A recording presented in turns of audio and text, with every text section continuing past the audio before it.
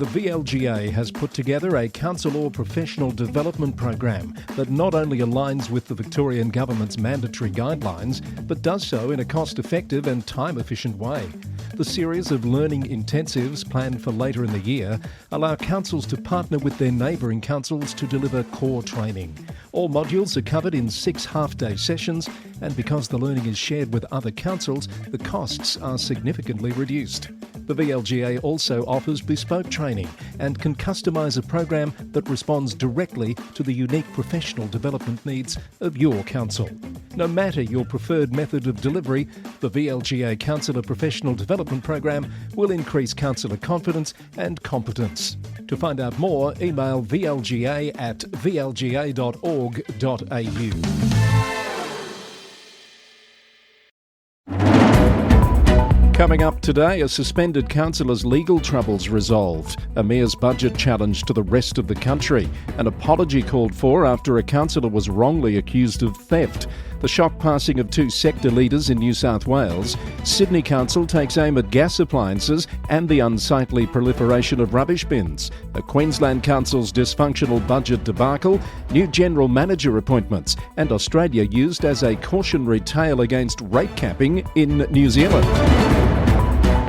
All of that and more just ahead on Australia's #1 local government news podcast. Also today, a new resource for councils to help meet the rapidly growing demand for basketball facilities. Jake Keogh from Basketball Victoria is here to discuss the sport's extraordinary growth and why this new guide could be a game changer.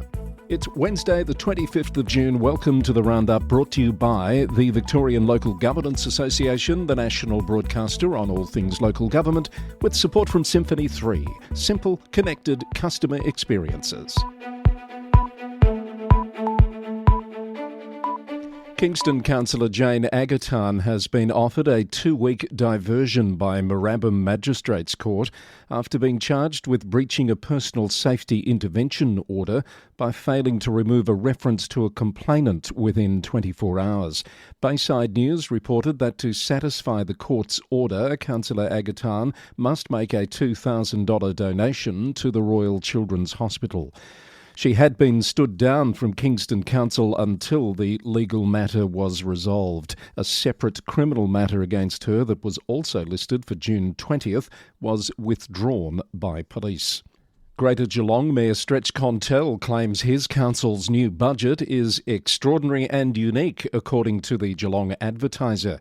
The budget includes the removal of a controversial $73 permit to burn fee, funding for football clubs, and the reversal of a planned cut to funding for the annual Paco Festa. Mayor Contell has praised the budget for simultaneously achieving a surplus, increased capital works and renewal expenditure, committing to no new loans, reducing debt and keeping rate increases below the state government's cap. He's challenged any level of government to aspire to the same level of achievement.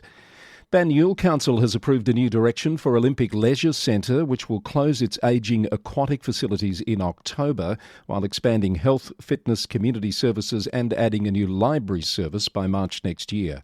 The centre has operated in Heidelberg West since the 1956 Melbourne Olympic Games. The transformation comes with a $1.8 million investment and includes provisions like free access to Ivanhoe Aquatic Centre for current users and a feasibility study for a water play park. The council has formed the view that it could not deliver the full vision from a 2021-22 co-design working group and sees the changes as a necessary step forward to better serve the community's evolving needs. A community campaign opposing the new direction has mobilised in recent weeks, as reported by The Age last week. Opponents say the pool is important for accessibility, community connection and public health, and they've questioned the council's claims of low patronage. A chemical reaction during pool maintenance at Broadmeadows Aquatic and Leisure Centre prompted an evacuation last Friday evening. 9 patrons were taken to hospital for assessment, and Hume City Council reported that all were doing well. Following a WorkSafe assessment confirming the facility's safety, the centre remains open with normal operations while the council conducts an internal review to determine the cause and prevent future incidents.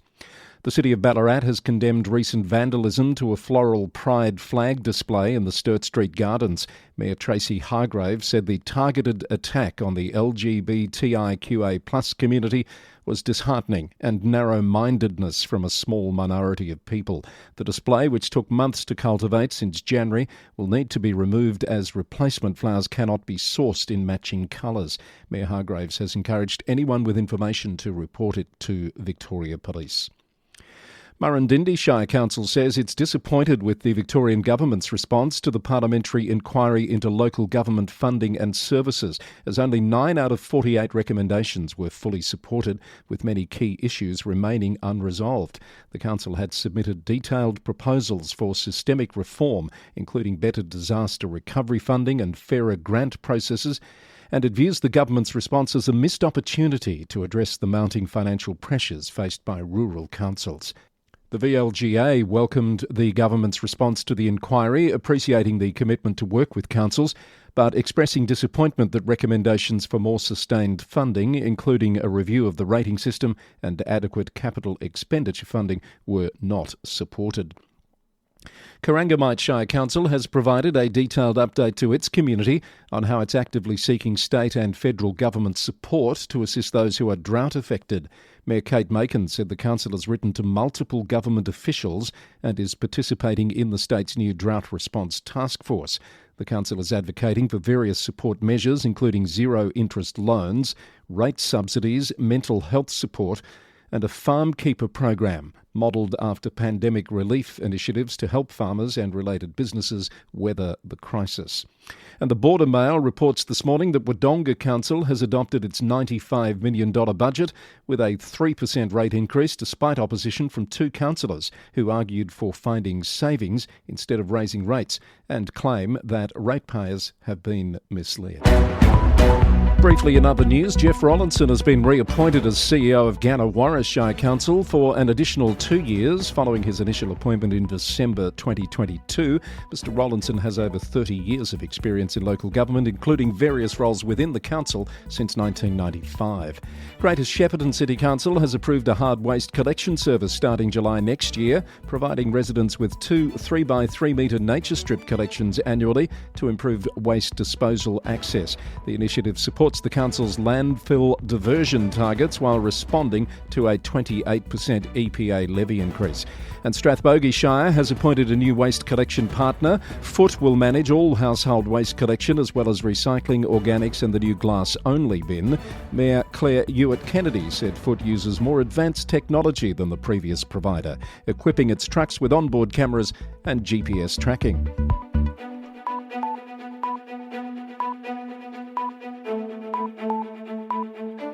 This is the Wednesday 25th of June edition of the Roundup. It's episode number 468, brought to you by the Victorian Local Governance Association, the national broadcaster on all things local government. Make sure you subscribe to the VLGA Connect YouTube channel for regular episodes, including the weekly VLGA Connect. Thanks also to Symphony 3 for their support for the podcast, bringing you simple, connected customer experiences through their unique Smart Glue system. And coming soon to the Roundup, the MAV has launched the inaugural MavLab Innovation Awards to recognise and celebrate innovative projects and people reshaping local government across Victoria's 79 councils. The MAV's Chief Innovator in Residence, Bonnie Shaw, will join me on an upcoming edition of the Roundup to tell us more about these exciting new awards for the Victorian local government sector. The Commonwealth Government is bringing forward $1.7 billion in financial assistance to councils across Australia. The early payment represents 50% of the 2025-26 financial assistance grants allocations and will be distributed before June 30. The New South Wales Government's latest budget has received a mixed reaction from the state's peak body for councils. LG New South Wales President Phyllis Miller OAM has acknowledged positive elements, but expressed disappointment that funding gaps for the local government sector had not been addressed. The budget includes $4.2 billion in disaster relief and funding for biosecurity measures, housing development and rural health services, but falls short with a 7% increase in emergency services levy council contributions, which Councillor Miller said would be devastating. Tributes are flowing after the unexpected passing of a serving Newcastle City Councillor this week. Greens councillor Sinead Francis-Cohen has died after a short illness at the age of just 40. Her mother announced the news on social media, saying that Councillor Francis-Cohen had passed away unexpectedly at home. Local government colleagues and parliamentarians among those to pay tribute to the late councillor, who's being remembered as a long-time community advocate and a strong voice on issues of social justice and equality. In honour of her service and memory, the City of Newcastle announced yesterday that it will lower its flags to half-mast. And in another blow to the sector, news came earlier this week of the sudden passing of Charles Casascelli, the CEO of Western Sydney Regional Organisation of Councils and former New South Wales Legislative Assembly member. Mr Casascelli had a distinguished career spanning military service, transport management and local government advocacy. He was a tireless champion for Western Sydney, who served in multiple leadership roles, including the Australian Army Reserve, New South Wales Roads and Traffic Authority and NRMA motoring services. He leaves behind a legacy of dedicated public service and community engagement. Valet Sinead Francis-Cohen and Charles Casascelli. Sydney City Council has unanimously voted to ban gas appliances in all new residential developments from December 31st, and it's seeking feedback on requiring renewable energy use in other developments like office blocks and hotels. Proponents claim the ban will save households $626 annually on energy bills, according to the Daily Telegraph, while critics argue that families should have choice about their stovetops. The ban doesn't affect gas bottle usage for barbecues. The council has also this week passed a motion from Councillor Adam Walling seeking to address the negative impacts of residential bins being left in public places longer than necessary. Councillor Walling raised various issues, including obstructions, clutter, illegal dumping and environmental concerns arising from around 100,000 bins for 124,000 homes. The council's CEO will now investigate a programmed response to systematically and effectively address the issues, including consideration of updates to bin stickers and labels and a neighbourhood-level campaign to foster understanding and improvements in how residents store bins within their properties. Federation councillors have voted against increasing their pay for the next financial year, against the recommendation of the New South Wales Local Government Remuneration Tribunal. They rejected the rise in a 4-3 vote out of concerns for cost of living pressures and following an approved rate rise of 19%, according to the Border Mail. Griffith City Council has appointed Scott Grant as its new General Manager following the retirement announcement of Brett Stonestreet. Mr Grant has a broad background in leadership roles across various sectors, including as a Director at Campbelltown City Council, as Chief Operating Officer and Deputy CEO of Cricket Australia and Chief Operating Officer of Hyundai Motor Company Australia. Mr Scott will commence on the 25th of August. And Goulburn Mulwaree Council has appointed Scott Gallagher as its new General Manager. Mr Gallagher's most recent role was Chief Officer of the Isle of Man's Department of Environment, Food and Agriculture, and he's previously held senior central and local government roles in New Zealand. Mayor Nina Dillon said she was delighted to be welcoming him to the region. Mr Gallagher will take up his new role in mid-September. Let's head up to Queensland. Redland City Council has been described as dysfunctional and a laughingstock after a meeting to pass its annual budget this week. What should have been a routine fiscal approval process descended into a 5-hour spectacle of political division, procedural confusion and public outrage, according to the Courier Mail. The meeting featured walkouts, formal dissent motions against the Mayor, multiple adjournments, and initially it failed to pass the budget despite 8 months of preparation. After closed-door negotiations, the Council eventually approved an 11% increase in fees and charges, making Redland the most expensive council in southeast Queensland, with typical households facing annual bills of nearly $5,000. Mayor Jos Mitchell, heading a minority faction within the council, ultimately voted against her own administration's budget, highlighting the deep political fractures within the chamber. Questions are being asked after Scenic Rim councillor Steve Moriarty was falsely accused of misappropriating $6,000 worth of fuel using a council-issued fuel card for a vehicle he never owned. A complaint was made to the Office of the Independent Assessor but was dismissed by them as an administrative error. The Beaudesert Times reported that Mayor Tom Sharp is now demanding answers from the CEO about how such an error could occur, and he's called for a formal apology. Arsonists have destroyed a playground at Ebert Park in the city of Moreton Bay, causing $100,000 in damage as part of a growing trend of vandalism against community facilities. Mayor Peter Flannery has expressed outrage at the incidents, which have included multiple playground fires, theft of equipment and graffiti, costing ratepayers thousands of dollars, despite the city's investment in CCTV surveillance. And the Toowoomba Chronicle has reported on delays and complications with the Cressbrook Dam safety project in Toowoomba. With only $43 million spent of the $266 million budget, the project had an original completion date of the end of this year, and it's costing ratepayers around $1 million monthly to maintain. The delays are attributed to the dam being at full capacity due to ex-tropical cyclone Alfred and complications with original construction materials, requiring design changes and updated modelling.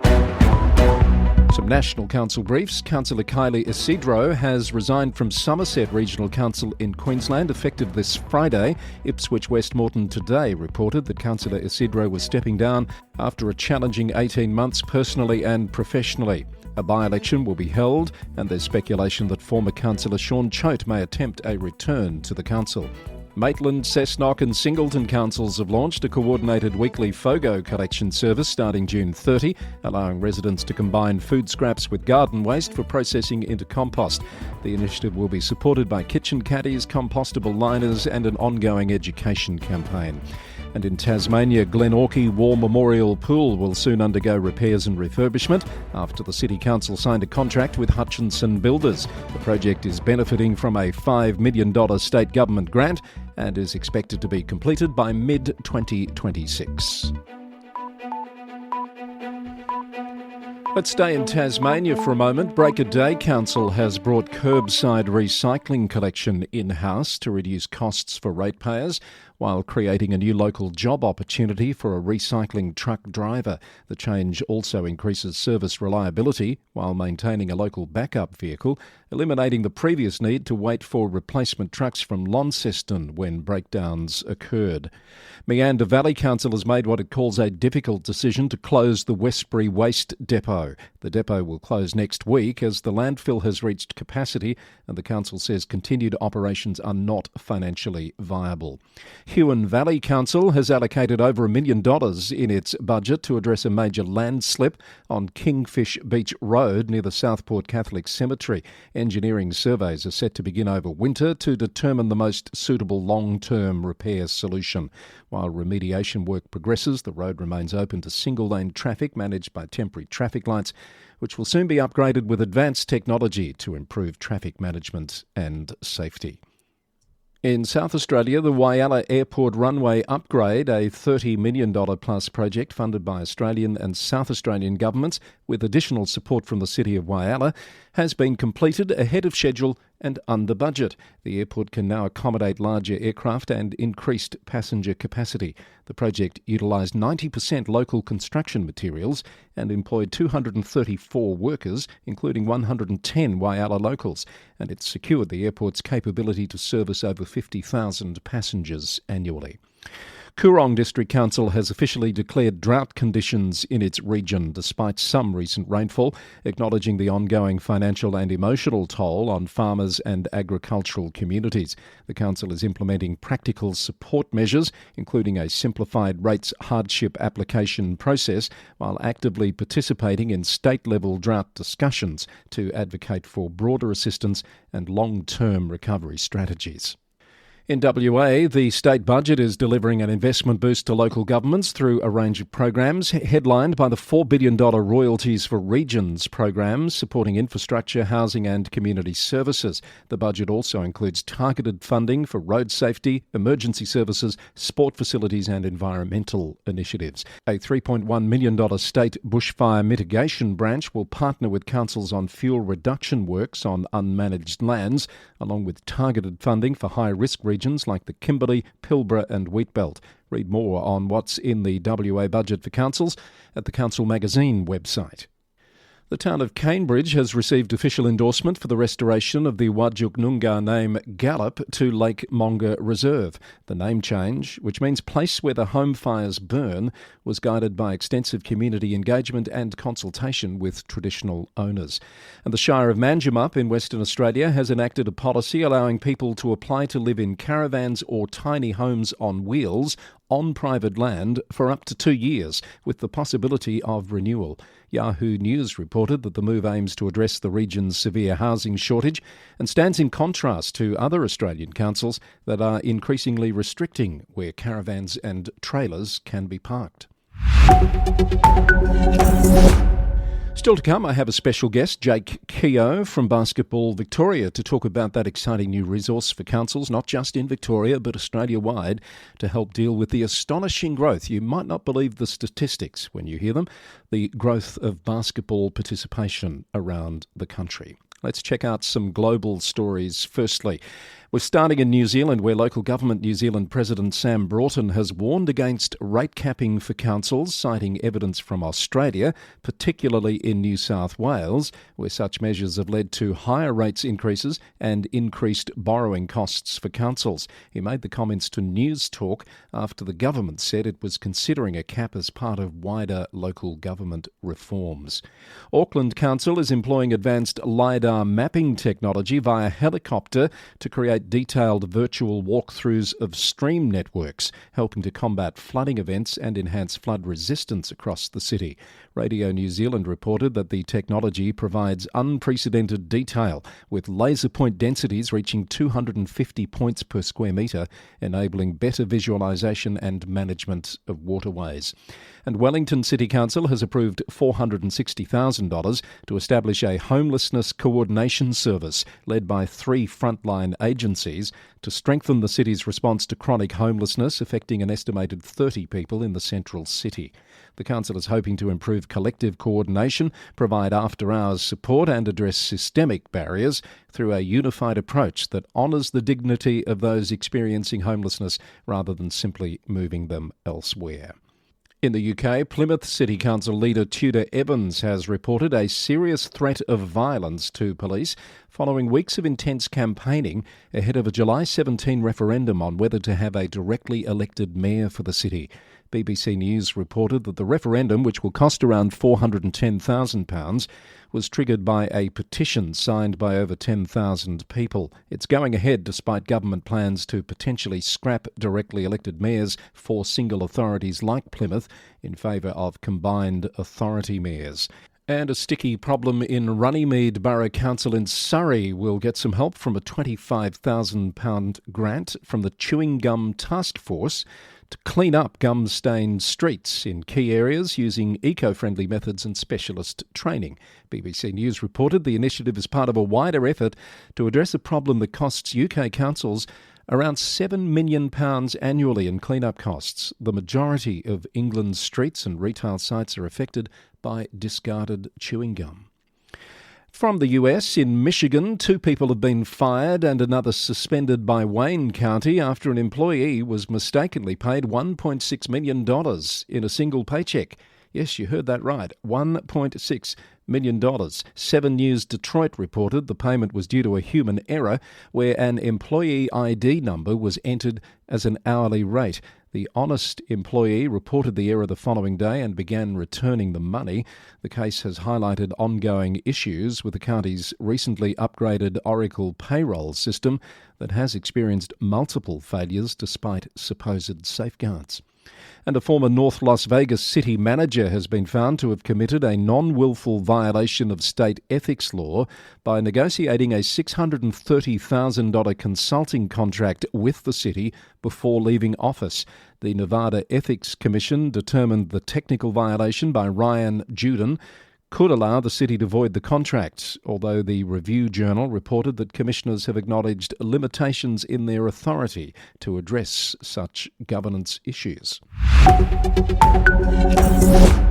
Well, there's a new guide to basketball resources for local government that's been developed at Basketball Victoria. Jake Keogh is the General Manager of Government and Facilities there, and he joins me now. Hello, Jake.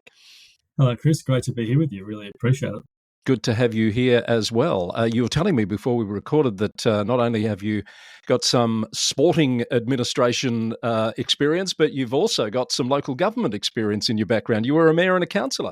Yes. I was a councillor at Knox and a mayor there. I was 21 when I got elected council, 23 when I got elected mayor, so one of the youngest in the state. And then on top of that as well, I'm president of my local footy club, so very acutely attached to community and local government still to this day.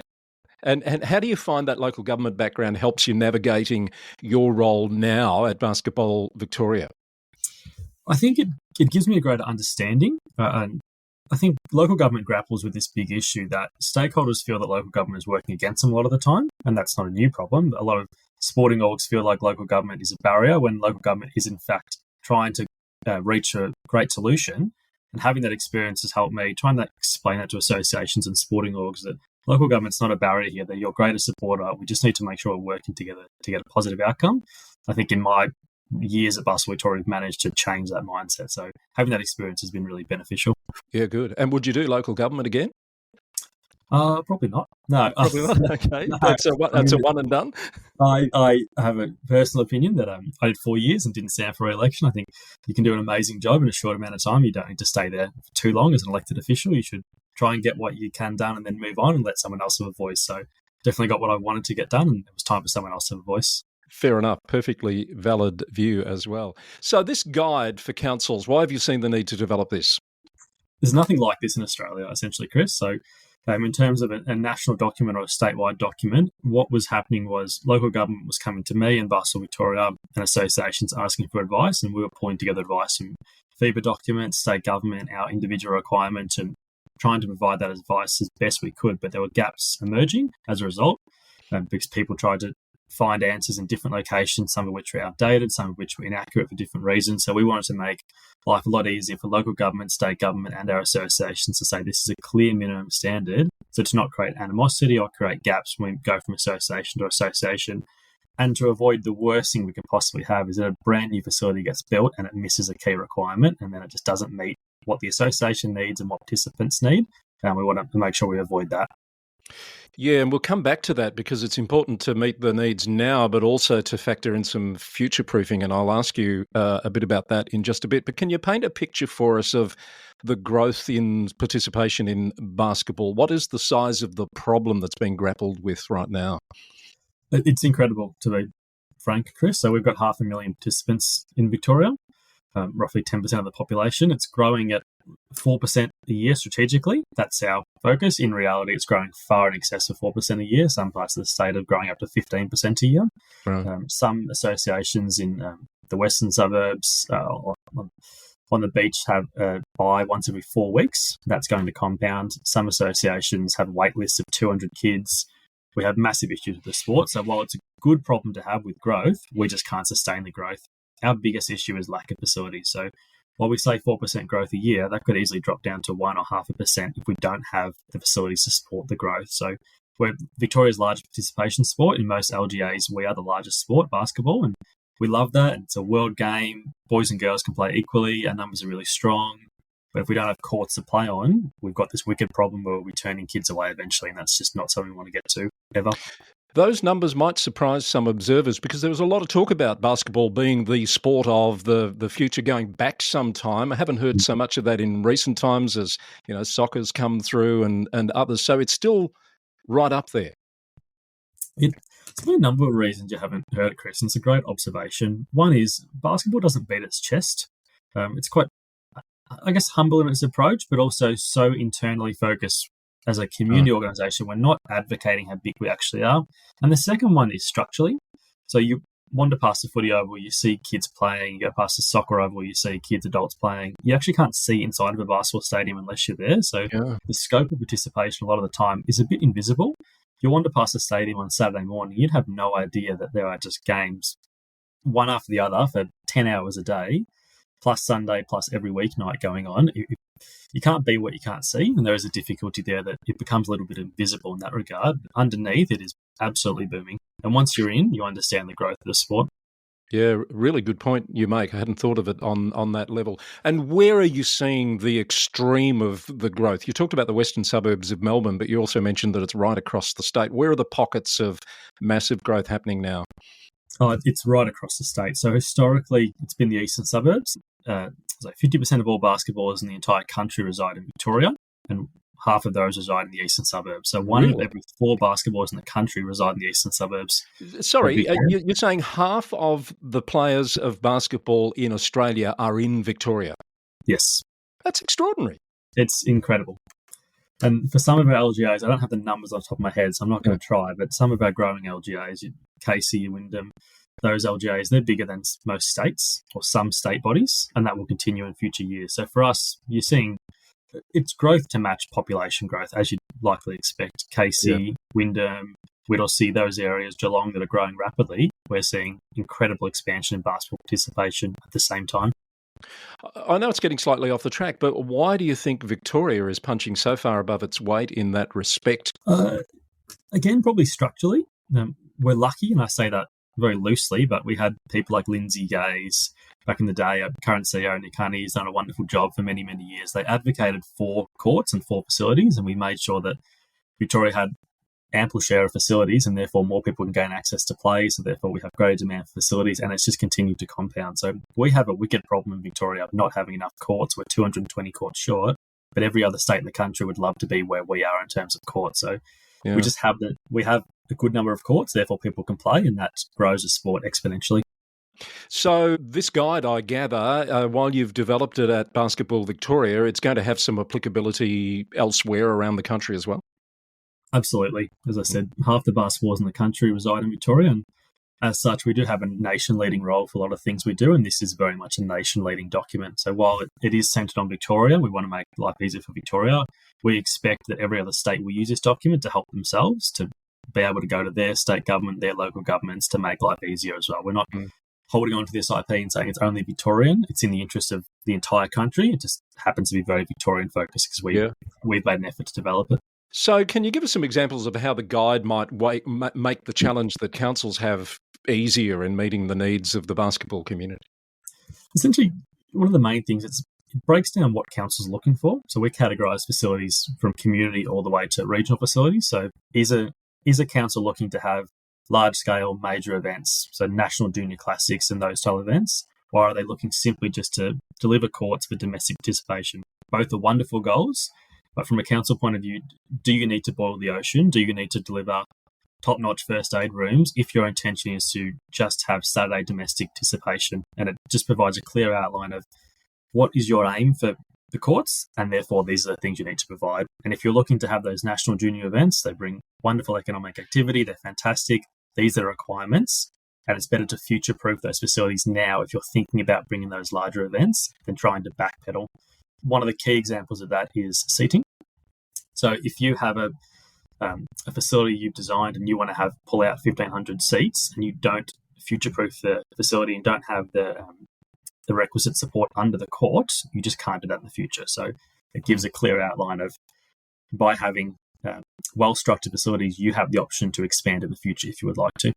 Some of these hints and tips, I guess, will save money in the longer term as well if councils invest in these ways upfront. Absolutely. And the other part is, Chris, we'd love to see more courts in every LGA, but it's a different time nowadays. So if there are 3 LGAs that are next to each other and they can build a regional facility, the 3 coming together in the middle of their catchment area, that can service the 3 municipalities instead of 3 municipalities trying to build their own facility. And by having these regional requirements, we can help the LGA and the association actually achieve a wonderful result at much less of the cost, instead of building 3 facilities where you can build one that's much better. Yeah, and you make a good point. People don't live to municipal boundaries. They're invisible, aren't they? So they will go to where the facilities are that can accommodate them. Absolutely. Is this a space that's influenced by technological and design advancements or innovations that councils should be on top of, Jake? Absolutely. And this is probably a little bit beyond the guide, but I'll jump into this space. Yeah.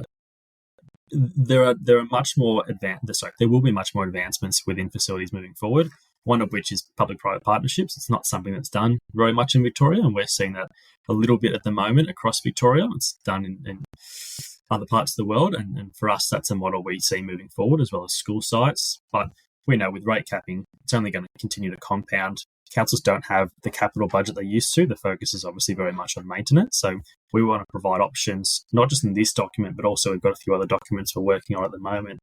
How can you deliver facilities for less of a cost, but also how can you deliver facilities a bit more laterally, where you're utilising public-private partnerships, utilising school facilities?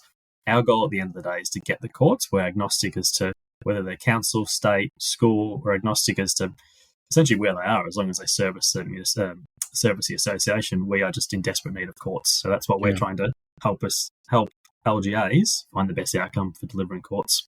Yeah. And if we can come back to that future-proofing issue, councils are faced with tough decisions every day, and we see them all adopting budgets at this point in time. And we've seen some decisions made to cut projects, etc. And there's often a temptation to build and deliver the minimal now because they can afford it. And I guess knowing that down the track they're going to have to do more, but at that point it's going to cost more. So how do you help that argument of needing to future-proof now because it actually would make better economic sense? I mean, it's a great point, and it's hard to. I mean, it's hard to push that case too hard, because at the same time we don't have the money at the moment. But I think the best example is in some parts of the state we're seeing courts cost $6-7 million a court now, whereas pre-COVID levels, and that's obviously a different world we used to live in, it was $3 million a court. Most of the cost is in the land. If the topography is not great, it adds to substantial costs. But by building now, you're saving substantial amounts of money. And the key part of this document is to allow the association and Basketball Victoria to do the advocacy. Again, we want to work with local government. So if we can find a model where an LGA wants 10 courts, they identify a site, they identify a portion they're willing to put in, predicated on 2 other tiers of government funding it, then the association and Basketball Victoria will do the advocacy. You just want to make it as easy as possible to find that model where an LGA is happy to invest, predicated on other tiers of government. Yeah. Have you had any feedback so far from the sector on this guide?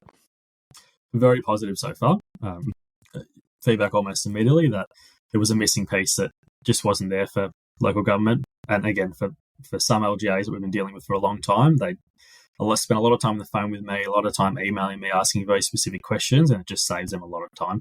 And also it gives something they can go to the councillors to say, this is what we need in our municipality, and here's a clear standard. Yeah. And given we have a national audience for this podcast, do you have counterparts in other states that you're talking to about this guide that have shown interest as well? Yes, absolutely. There's multiple states that are planning on using this document straight away, and our CEO will be bringing it to all other states to say, here you go, have this. Let's make life easier for everyone together. So I expect it will become a national document. I don't know of any other document in the works at the moment of this kind. So our plan will be to update this every year and for this to be a national document. Excellent. Well, congratulations on bringing it to fruition. How do people access it, Jake? It's on our website at the moment, so Basketball Victoria. It should have been sent out to most LGAs in Victoria, but just head to our website under the facilities structure, so facilities tab, and you can access it. Terrific. Jake, thank you for your time to explain that to us. Mind-boggling, some of those statistics, and all the best with the work that you're doing to raise the profile and hopefully make the job of local governments easier in delivering on the things that you need delivered for your sport. Thanks, Chris. Really appreciate you having me on. Jake Keogh there from Basketball Victoria, bringing this edition of the Local Government News Roundup to a close. It's been edition number 468, recorded on the morning of Wednesday, the 25th of June, 2025. If you have comments or feedback, you can email us at lgweeklynews@gmail.com or use the send a text feature in your podcast player. The podcast is brought to you by the Victorian Local Governance Association, the national broadcaster on all things local government, with support from Symphony 3. Simple, connected customer experiences. We're recorded in the city of Greater Geelong, Victoria, on the land of the Wadawurrung people of the Kulin Nation. Until next time, thanks for listening and bye for now.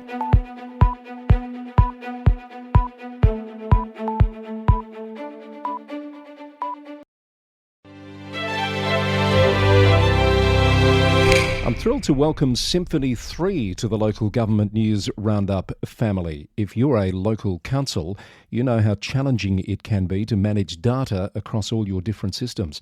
That's where Symphony 3 comes in. They've developed Smart Glue, a platform that integrates over 55 council systems, automating data flow without the need for manual work. It turns confusion into simplicity. With Smart Glue, councils save time, reduce errors and empower staff to focus on what really matters. Their clients see a real difference, up to 20% boost in productivity, with savings of over $30,000 per integration every year. Symphony 3 helps councils work smarter, faster and more efficiently, all while better supporting the communities they serve.